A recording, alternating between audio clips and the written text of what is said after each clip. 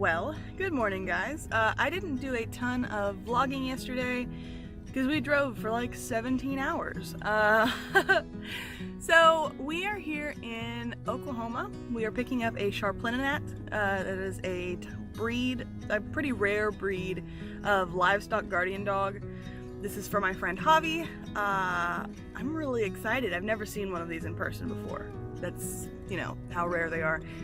And we're from, you know, southeast, and the closest place for us to find one of these dogs was here in Oklahoma. All right, so we picked up the dog. She is in that kennel right there. Actually, and if you can hear, there's a pig in that tote. It's got a nice lid on it. He's got plenty of air. It's a cooney or coon piglet, and so it's really small. We're transporting it back to Florida. Let me tell you about this breed a little bit. So the breed of dog that my friend got is a Sharplinonats. It's pronounced a couple different ways. It's a Macedonian breed. They're very rare in the United States. Some very expensive dogs, but they're really good livestock dogs. They're known for being a little bit more offensive instead of defensive, like Pyrenees and Anatolians are more defensive breeds. They're gonna bark, tell you that something's going on, and then stay with the herd and, you know, maybe move them away. Whereas with the Sharplinonats, they're a little bit more offensive. They're gonna go after something. And that's just what my friend needs, because there is a highway moving right up against her property, and so she just wants a little extra protection.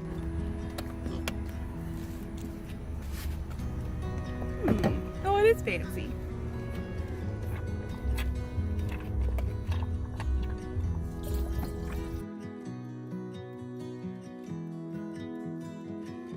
So since we're on this side of the world, we're gonna take a little pit stop somewhere to meet someone that I've wanted to meet for a long time. Oh, I saw there was a baby one too. I see one. Right there. Yeah, I know. There's another one. There's a baby one standing in the brush. Hello, dears.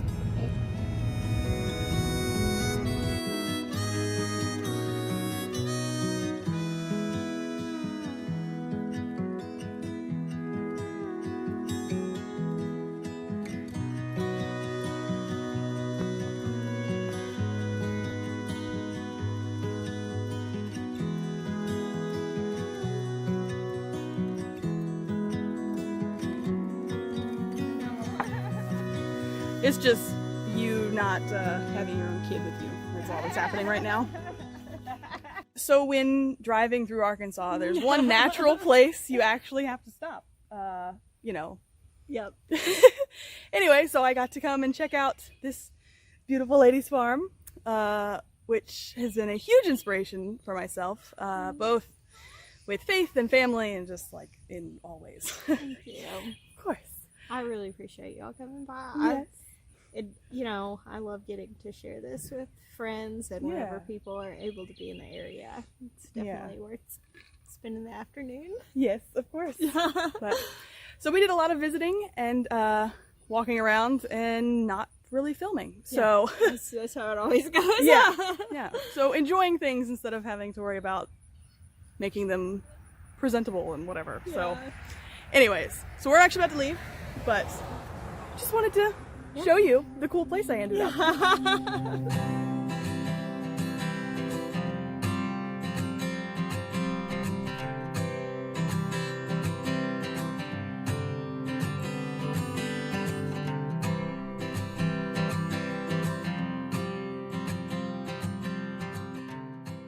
Well, hey y'all, so I'm back home, obviously. We had a great trip. I loved being able to meet Jess and just hang out with Javi. We had a really good time, which means we did not do a ton of filming, but like definitely some great memories were made. Yeah? Y'all want something? Well, come with me. I'll get you some treats. Hey, chickens.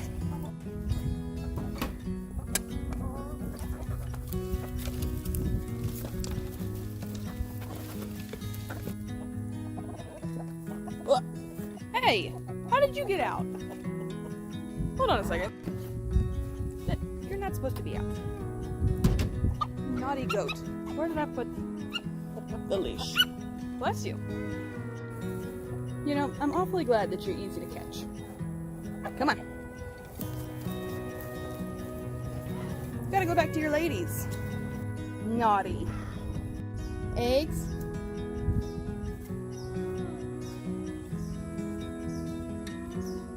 Oh, Judah.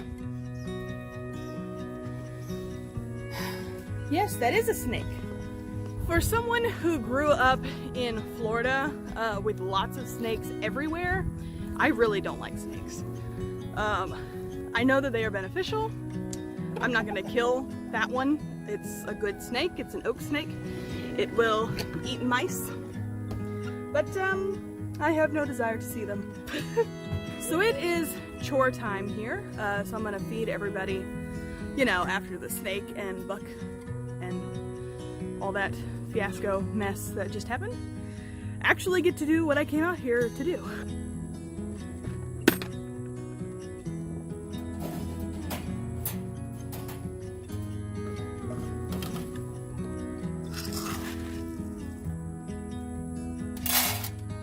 Check out Marina back here. Excuse me, guys. These are just some grow out females. And then beautiful Marina. She is getting so big and she's really, really red. I love it.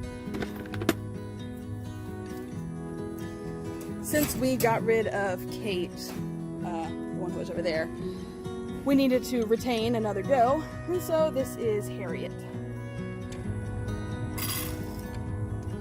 Harriet is a Margot baby. And then Marina, the red one, is an Alice baby. In my last video, I talked about I've developed a problem in my arm, and so we are drying off our doe in milk, Sabella. So basically what's happening is that I have developed tennis elbow, which is just a tendon issue. So the issue is very likely to be resolved if I just stop using my arm as much. So because of that, I'm doing a fundraiser type deal with making some t-shirts and designs for Teespring. The one that I have done right now, I'm gonna go ahead and post it before I post this video. So if you feel like getting it, you can. All of the money from any of our merch sales is going directly to help us buy a milk machine. Because we have a lot of dairy animals, and that's part of my goal with being self-sufficient, is that we don't have to buy dairy. And if I can't hand milk, that's causing some trouble. So if you want to help support us getting this milk machine, I'll link our Teespring and our PayPal in the description. However, don't feel like you have to do anything. We need to raise this about $650, and if I can sell like 65 t-shirts at like a $10 profit margin, then we'll be able to do that. So that sounds reasonable, but we'll see. While I was gone, it did rain for a solid like 3 days straight.